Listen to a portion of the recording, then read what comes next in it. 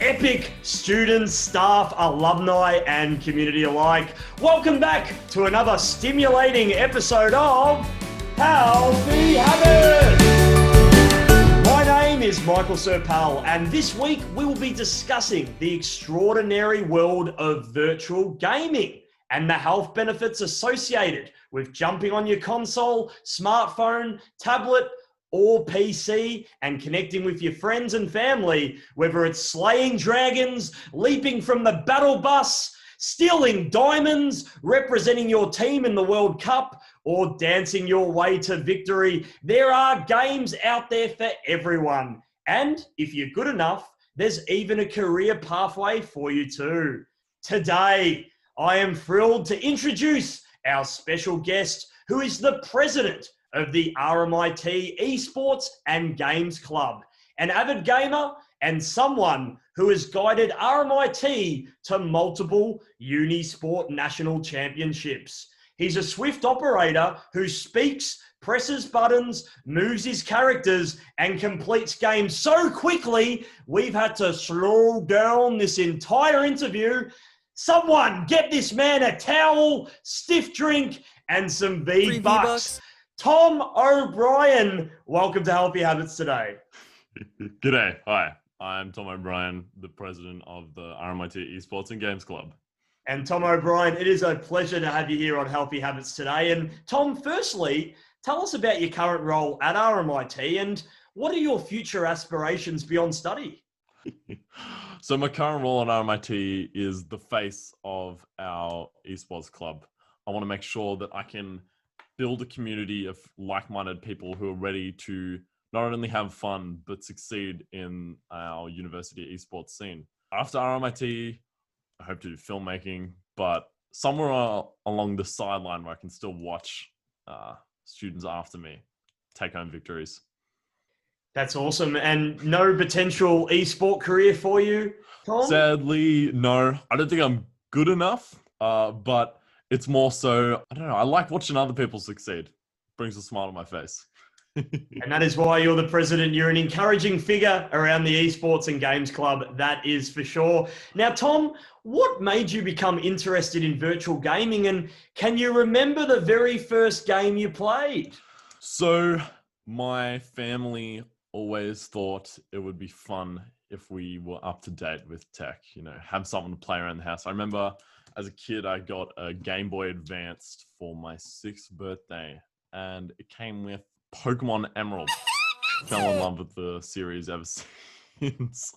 But I think what really made me interested was the community around it, playing at home, sure, by myself, but I just loved making friends and talking about it. And yeah.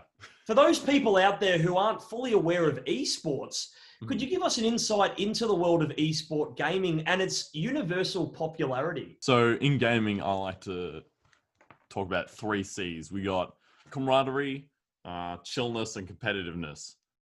Camaraderie, have mates, chillness, something to relax to, but competitiveness, victory, taking home titles, proving you're the best.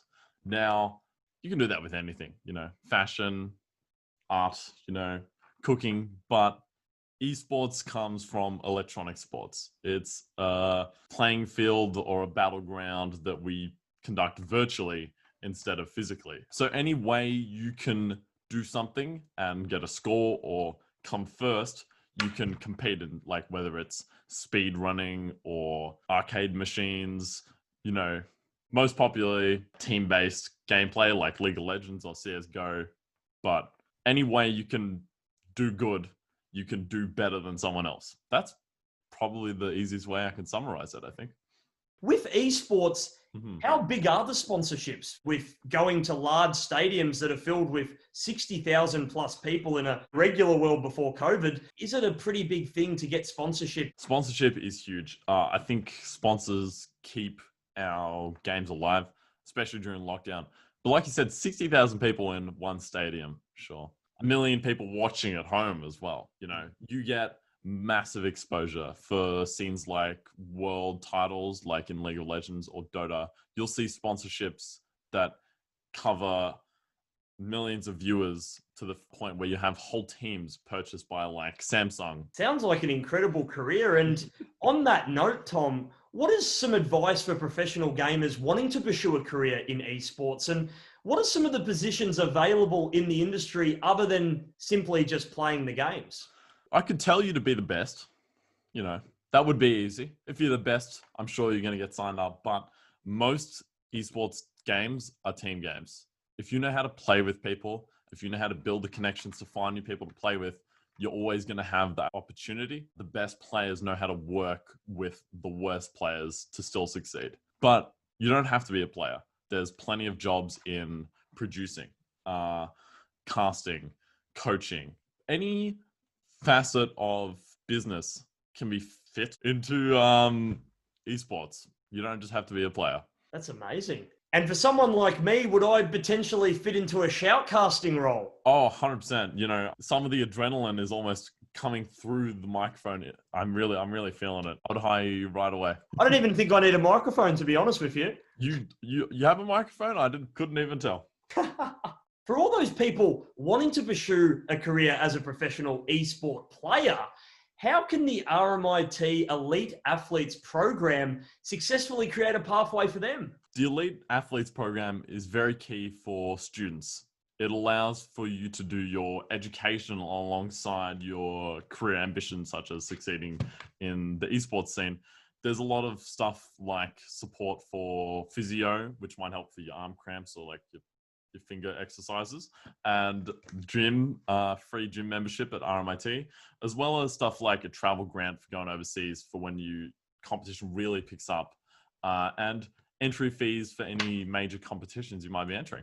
Tom, what are some of the games that are covered for those people looking to get into the Elite Athletes Program? So normally we look at the very big competitive games like CSGO and League of Legends. It allows for us to get a whole team of 5 people. We can group together and really highlight the success of the power of our university. But we also have smaller games like Tekken or Super Smash for like fighting, just one-off players that really we can put on a pedestal and be like, look at this masterful champion that comes from RMIT and who we actually helped support along the way. And I think it's also worth mentioning that the RMIT Esports and Games Club has also helped get our rankings higher at RMIT. And in fact, can you give us an official update on our current ranking? So I am fairly confident I can say that we are the best in Australia. We came first in Unisports, which is pretty big. That is competing with every state. And AL, we took home Rainbow Six Siege, Dota 2, CSGO. I don't think Rocket League, but I think it was close. We're not the underdogs, sadly. Tom, tell us about the amazing RMIT Esports and Games Club, and what are some of the awesome benefits included with being in the club, and how can people within the RMIT community get involved? So some really good stuff for being in the club is the community. Every day, we have a game night, like you can play Rainbow Six Siege, CSGO, League of Legends. We always have a night for that, but Sunday night is the best night, I reckon. Community games night. Pick up a free game. We'll let you know in advance what it is. Get it downloaded. Play along. Normally we have 20 so people coming, but for our members, we have exclusives. We're looking into the future, like coming back every Tuesday and Thursday night. We're bringing it back where we're going to hang out, have free pizza for all members, drinks. We also have a live stream studio where, if you remember, you can create a booking and you get access to a room with 5 computers already set up for streaming. You also, as a member on our Discord server, can earn points through a bot. And every time you earn these points, you can spend them on rewards such as gift cards, random games, even granting you roles in the server to post your own custom emojis. My favorite part, of course, about being a member is competing. Being a member allows you to sign up for one of our teams for lots of our games that we offer, and being able to demonstrate in front of live streamed like audiences, and if you're good enough, maybe even a live event. It's really just like a whole platform for beginning and like in the amateur league esports scene. Tom, in your own personal experiences, what have been some of the physical, psychological, and social benefits of gaming and connecting with players within the virtual community? Gaming can be an unhealthy activity just like anything if done in overdoses. And sadly, I think that's plagued our community a bit with the harsh image. But really, gaming is good for a lot of brain activity in that it makes sure it keeps you stimulated. It's a lot of like thinking and processing to do stuff that can really help with your reflexes, your eyesight, just like having to notice the small things like attention to detail. A lot of skill with communication also comes through. Like before with camaraderie, often you have to really talk with your team, negotiate through trouble and like problem solving situations as a group that really allow for people to either emerge as great communicators or even leaders. Especially during COVID-19, gaming must have played a massive role in how people were socializing during that period of time. Yeah, we've seen a period of growth in a time where a lot of clubs around not only the university but Victoria have struggled to sustain their existence. We were able to capitalize on the fact that we're all at home, and if we're at home, it might be harder to organize situations to catch up. So we force the club into a position where, hey, we're a platform now for you to hang out with your friends, maybe make new friends and grow your like area of socializing. That's why our community game nights were so important. I think 2021 will be our biggest year yet because of how we've survived lockdown. What are some of the risks associated with online gaming, and what are some ways you can protect yourself online and play less than 10 hours straight on the same game? Yeah, online gaming is a risky scenario because like all online situations, you interact with people anonymously. If you go out to play basketball and you miss a shot, your teammate's probably not going to make you feel really bad about yourself, because that face-to-face is a lot more difficult to be that rude. Whereas online, you don't have that. You can unleash into someone viciously sometimes, but bullying can be a major problem. I would think that's probably the biggest, but sometimes you'll see people getting scammed. Like some in-game items can be worth upwards of thousands of dollars. And obviously downloading games illegally, you run the risk of catching viruses on your computer. But most of the time, these situations can be avoided by having a community already in place. A good thing, like you mentioned, Michael, playing 10 hours is probably not the healthiest thing for your lifestyle. And some healthy tips I could recommend to avoiding that would be checking the time regularly. We all are conscious of our bodies and making sure that you are aware of how long you're actually sitting down. It's easy to lose track of time, to spend hours sitting down, but setting a schedule is really good. I find, giving yourself, okay, at 3 p.m., I'm going to go for a run or I'm going to go ride my bike. These breaks are really important, especially to clear your mind, get some fresh air. You'll be able to come back more prepared, more clear-minded for taking on the competitive scene. Finally, with the releases of the PlayStation 5 and Xbox Series X and S consoles, along with the fresh new games such as Cyberpunk 2077 and Far Cry 6 coming out over the summer, today I'm excited to announce we have Tom's top 5 games to play over summer. Tom, what are your top 5 games that you have for us today? First of all, probably my favorite game of all time came out this year, Doom Eternal. It's not for everyone, but a game based in hell where you defeat demons to some awesome metal music. Is just always one game I love to chill out to, relax with a hot coffee, maybe some tea, really settle my night in. Second on my list, a great co-op experience, and also a bit of a horror game, Phasmophobia, a game where you take on ghosts.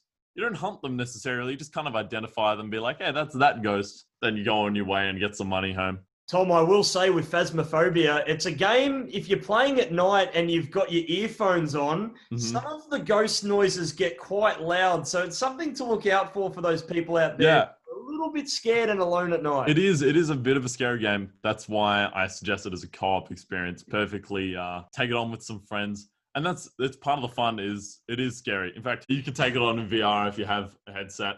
It is a lot scarier in VR, but it's just I have a good time with my friends crying in a corner myself.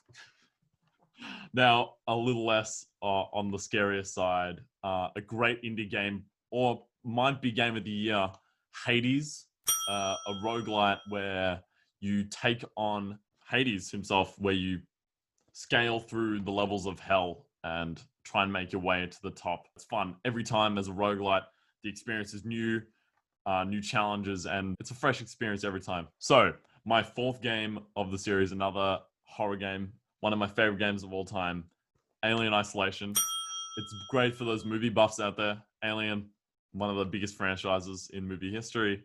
And the game really sets you in an atmospheric, cinematic experience. Nothing like it in terms of lighting and sound. Really makes you feel like you're Ripley. If you have a stomach rumble, don't play this game, in other words. No, it is definitely for those ready to be afraid. And another indie game from Australia's own Red Cherry Studios, I think. Hollow Knight, a timeless game that, I say timeless, it has barely been out. And it's available on Nintendo Switch, on your computer, on your consoles. Just a very easy, fun Metroidvania game. Yeah, definitely one of the best. And will you be playing any of the games that we mentioned at the start? Cyberpunk came out yesterday as a recording, December 10th, and I played for 3 hours, and three hours, yep. And I experienced 27 crashes in 3 hours. Yeah, my sister bought it for me for Christmas last year, and I'm like, you know what, I better play it. If it wasn't fun, I wouldn't have sat through 27 crashes. So it speaks on multiple layers about what to experience with the game. And where can our real-time strategy viewers find you if they have any further questions about the topics we discussed today? So I'm always very active on our Discord server, discord.gg/RMIT. And Tom, is there a final message you'd like to leave with our viewers today? Make sure to enjoy yourself. I don't think I would be here if gaming wasn't any fun. And if you're having fun, then I'm sure it's worth your time. Thank you so much for your time today, Tom. Stay safe, happy and healthy during this period of time. And I look forward to shoutcasting you at an esports event in 2021. Thanks again for your time. We look forward to having you. Thank you so much. Remember, you can find all of our new episodes of Healthy Habits via the RMIT Sports website, the RMIT Sports Instagram page at RMIT Sport. Thank you for watching. We'll see you in a fortnight's time on Healthy Habits.